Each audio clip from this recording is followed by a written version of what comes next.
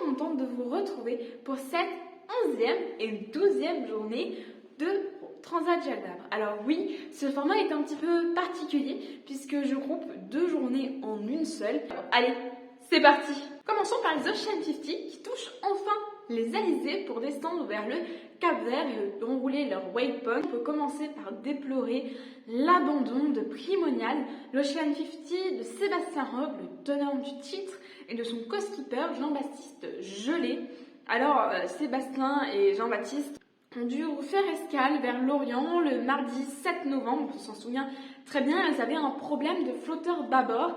Bien finalement les dégâts sont beaucoup trop importants et Sébastien et Jean-Baptiste ont finalement décidé d'arrêter la course ici. Ils abandonnent donc cette Transat Jacques Vabre. Un nouvel abandon chez les Ocean 50, c'est l'abandon de Coesio, le bateau d'Erwan Leroux et d'Audrey Ogero. On se souvient qu'ils s'étaient déroutés puisqu'ils avaient une importante avarie qui touche à la structure du bateau.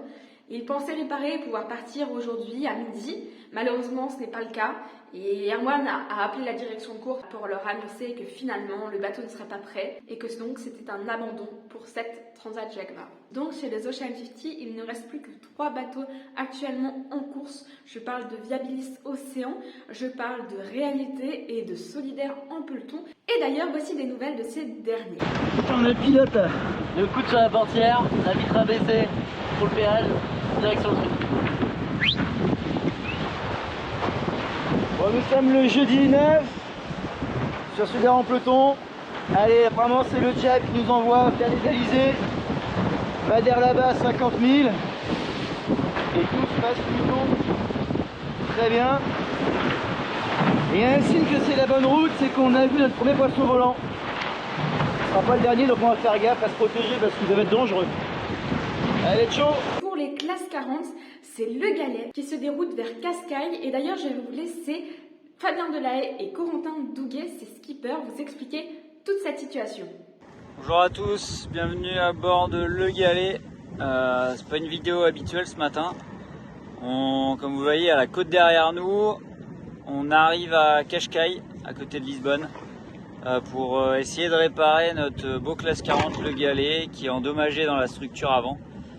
Dans une zone avant à l'intérieur du bateau et du coup une petite mission réparation pour pouvoir reprendre la mer. Donc on essaie de tout mettre en place pour réparer vite. Grosse déception pour tous les deux, pour tout le projet, pour tout le monde qui nous suit, mais on va pas baisser les bras. Bonjour à tous, bienvenue à bord de Le Galet. Ça y est, de retour en mer, on est reparti ce matin à 3 h du matin du port de Cascaille. Après des réparations express. Déjà on voulait dire merci à tous ceux qui nous ont aidés sur place à Cascaille. Mais ça y est, on est en mer et c'est reparti pour la traversée. Allez, à plus tard. Chez les classes 40, il y a aussi un abandon à déplorer. C'est l'abandon de The Sea Cleaners, Univers ENSM, le classe 40 de François Champion et de Renaud Courbon qui, on s'en souvient, était revenu à Lorient suite à de gros problèmes. Il fallait en fait remplacer totalement le mât, la baume et les voiles. Et bien finalement ils n'ont pas réussi à retrouver le financement nécessaire pour cette opération et sont contraints d'abandonner cette Transat Jacques Vabre. Alors c'est très très dommage puisqu'ils avaient ce magnifique projet avec Mascarade dont vous en saurez beaucoup plus en allant voir mon reportage sur ce projet vraiment incroyable et qui malheureusement ne pourra pas aboutir suite à cet abandon. On souhaite beaucoup de courage à cet équipage 100% havrais. Chez les classes 40, c'est l'anniversaire de Pierre Leboucher, le co-skipper de Xavier Macaire sur le classe 40 groupe SNEF. Et voilà. Allez, joyeux anniversaire Pierrot. Ah merci. Yes. Allez, je souffle. Yeah. Merci d'avoir pensé, trop chouette. Trop cool. Ouais, je remercie tout le groupe SNEF. Ouais. Trop sympa. Et toute la famille. Excellent. Merci Aurélie, merci Mumu. Et surtout merci Héloïse. 60 ans, ça fait plaisir. C'est pas trop Les sympa parents. ça. Le chocolat. Ouais. Oh, il y en a qui vont se régaler quand même. Ah, merci pour la petite carte, trop bien. Je vais te gâter. Ah, ça c'est pour l'apéritif de ce soir. Ouais. Ah, il y en a des petits trucs sympas aussi, regardez. Ah, attends. On va pouvoir s'amuser. Excellent, elles sont bons là les deux. On va pouvoir s'amuser avec Xavier. Excellent. Ah, ça déjà tout, hein. Trop mignon ce petit boule. Regarde. Trop cool. Merci beaucoup. C'est aussi le retour d'escale de Nesten, entrepreneur pour la planète, de Jules Bonnier et de Romain Follin. Alors on se souvient qu'ils s'étaient arrêtés à la Corogne puisque leur J2 était cassé et que leur fluide de communication aussi, et ça c'est ce qui permet la communication avec l'équipe de bord, et c'est pas facile quand c'est cassé. Alors ils sont revenus en course et on va aller prendre leurs nouvelles. Hello, nous on est reparti à 24 heures de la Corogne avec un bateau à 100% de son potentiel. Première nuit assez sympathique, il y a pas mal de petits grains quand même, il y a eu des petits pièges avec des zones sans vent. Et on est heureux d'être là. Nous c'est notre 3e étape sur cette Transat Jacques Vabre. On est un peu au fond du bus mais on prévoit de ne pas y rester. Et quand on va arriver, et voilà. La même chose pour la Manche, hashtag évidence nautique, le bateau d'Alexis Loison et de son co-skipper Nicolas Jossier.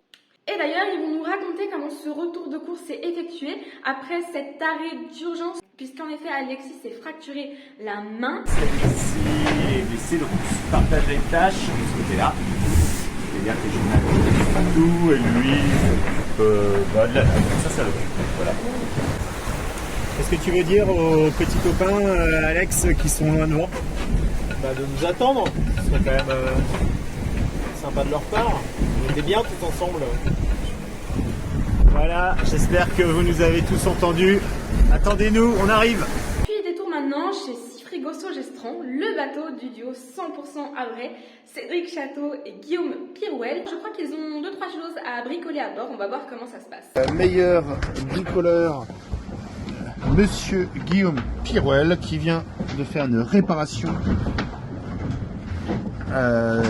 pour recoller les batteries, car les supports ont un peu volé pendant la nuit. Pour terminer notre tour chez les classes 40, on va retrouver Eden Park, le papillon du ciel, le bateau de Paul Brandel et de Nicolas Bonbrun.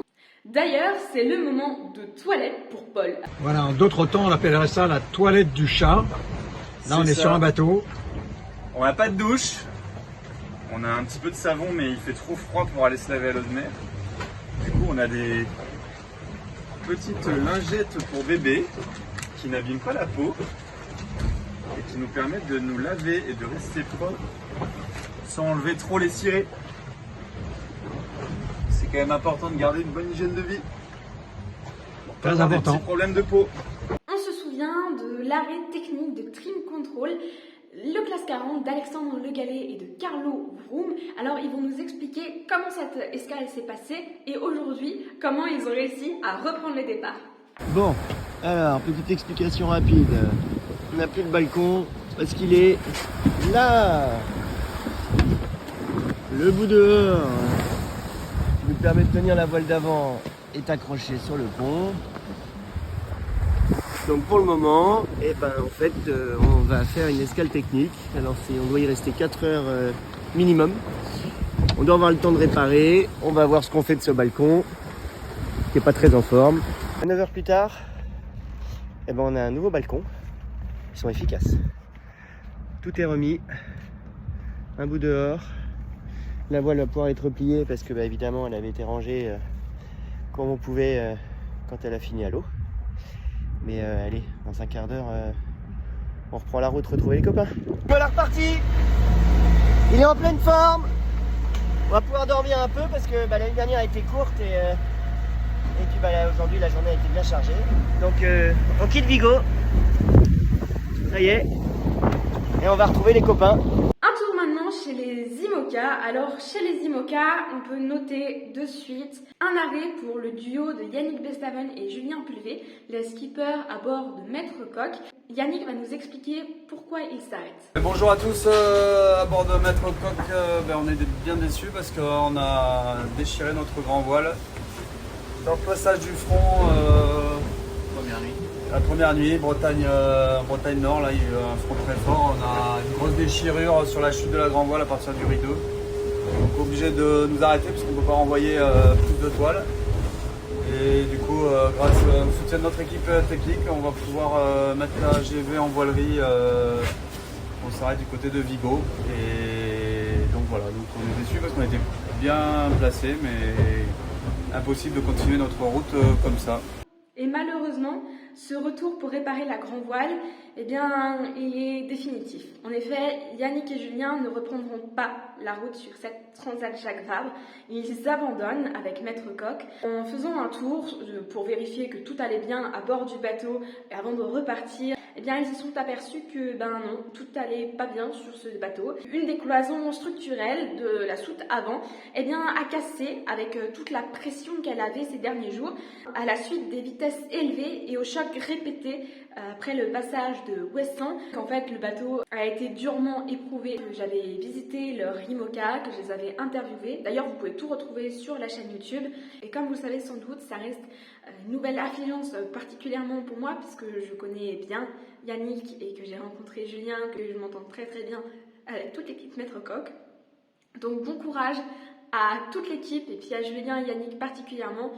L'abandon de Biotherm qui est à noter aussi. Alors l'équipage de Biotherm, Paul Meillat et Mariana Lobato, ils avaient décidé de se dérouter vers Brest où ils ont fait réparer leur grand voile. Malheureusement, les dégâts étaient trop importants, ça a mis trop de temps pour réparer. Et reprendre la route maintenant, ça voudrait dire abandonner tout objectif sportif. Et ça, c'est quelque chose qui n'est pas forcément évident pour Paul Meillat et Mariana Lobato. Paul préfère se préserver après une saison très compliquée sur son IMOCA Biotherm avec The Ocean Race. Il préfère se reposer et repartir avec une bonne énergie pour la saison 2024. On peut noter aussi l'abandon de Be-Water Positive, donc le l'IMOCA de Scott Shower et de Nick Moloney. Alors Scott doit abandonner pour raison médicale. On se souvient qu'ils s'étaient déjà déroutés vers GoSport. Et bien finalement, l'avis médical a été très strict, tu ne repars pas en mer. Donc bon courage à Scott et à Nick. On peut noter l'arrivée à Lorient de Lazare.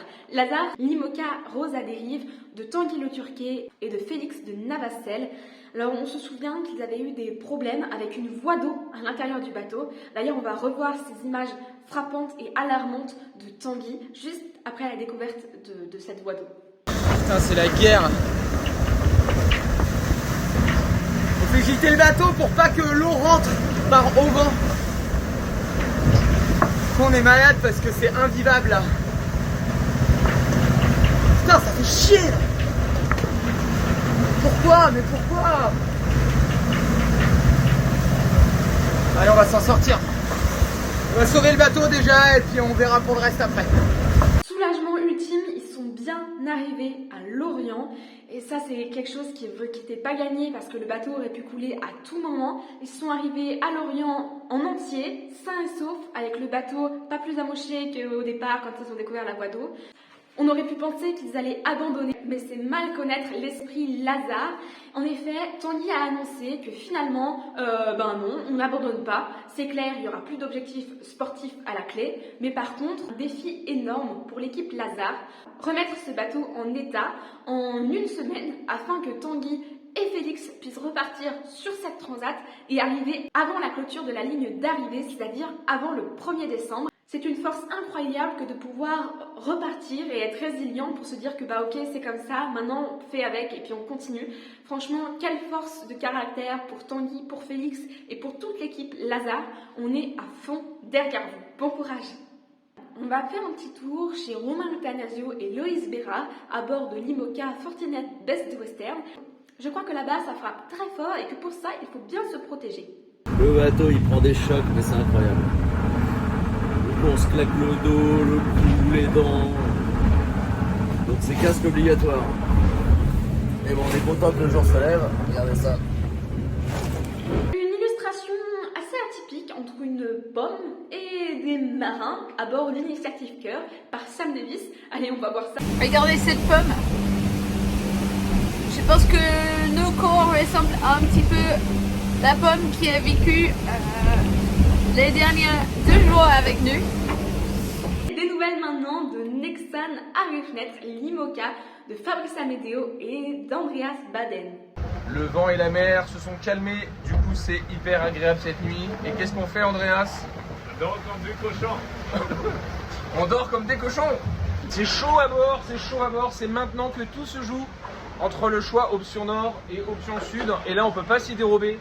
C'est comme choisir de soutenir l'OM ou le PSG ou d'écouter les Beatles ou les Stones. Il y a des moments, il faut choisir et là on va devoir choisir. Chez Coup de pouce Griffard Manutention, l'IMOCA de Manuel Cousin et de Clément Giraud, c'est l'heure de mettre à l'eau une bouée météorologique. Ils vont nous expliquer tout ça. Alors dis-moi Manu, quel est donc ce petit Wilson que nous avons là? Yes, alors le petit Wilson, qui est avec nous depuis le départ en fait, c'est une bouée météo. Et on nous a demandé donc de la mettre à l'eau par 40 degrés nord, donc on est par 40 degrés nord, donc c'est le moment. Et donc cette bouée va servir à Météo France pour avoir des données plus précises et ils nous envoyer nous pour pouvoir récupérer des fichiers qui puissent nous faire des belles routes pour aller là où on veut aller. Donc on va aller mettre ça à l'eau. Donc on déploie le système et après il va envoyer du data à Météo France. À Météo France. Des data, des températures, de la pression atmosphérique. Et elle va naviguer. Elle va dériver au long des courants. D'accord. Et ça durée de vie à peu près A priori 6, 7, 8 ans. D'accord. Voilà, elle va bien travailler pendant un bon bout de temps. Bon voilà. Les petits covacs sont derrière, on va vous prévenir qu'on la met à l'eau quand même. Allez Wilson, à la baignade. Et pour finir chez les IMOCA avec une très belle nouvelle, c'est le départ de groupe Apicil qui revient d'une longue escale où ils avaient eu un gros problème de baume, on se souvient. Eh bien, le team Guyot Environnement Water Family leur a fourni une nouvelle baume et ils ont pu repartir. On va regarder cette petite vidéo de Damien et de Laurent. Hello tout le monde. Et ben voilà, c'est reparti à bord de groupe Apicil. On espère que c'est la bonne cette fois-ci. On est en train de passer droit et voilà, on met cap vers la Corogne. Donc ça va être du près dans le golfe du Gascogne, un peu violent mais bon. On est parti comme ça. Voilà, allez à très vite. À bientôt. Ciao ciao. Passons maintenant chez les ultimes. Alors les ultimes, c'est franchement un suspense incroyable. Tu regardes la cartographie, c'est toujours pas la même chose. C'est un duel acharné en tête de flotte entre le maximum populaire d'Armel Lecléache et de Sébastien Josse et le trimaran SVR Lazartique de François Gavard et de Tom Laperche. D'ailleurs, on va prendre de leurs nouvelles. Et voilà dans l'Alizé. Et on va droit vers le soleil qui se couche. Bonne nuit à tous. Et voilà pour cette nouvelle vidéo sur les infos de la Transat Lagrave. Je tiens à noter qu'aujourd'hui, pour moi, c'est un jour un petit peu particulier, puisqu'aujourd'hui, ça fait 1 an que j'ai ouvert cet espace, l'envol du Nado Libéré, que j'ai monté ce projet un petit peu sur un coup de tête, sur la voiture, en rentrant de Saint-Malo, après le départ de la route du Rhum. Et aujourd'hui, c'est avec une petite pointe d'émotion que je clôture cette vidéo en me disant que 1 an plus tard, j'en suis arrivée ici. C'est quelque chose qui est incroyable, une émotion qui est folle de voir l'évolution qu'il y a eu en 1 an. En tout cas, je vous remercie parce que tout ça ne serait jamais arrivé sans vous. Donc merci beaucoup. Et puis je vous dis à très vite pour de nouvelles aventures et à très vite pour des années et des années de l'envol du Nado Libéré. Ciao ciao.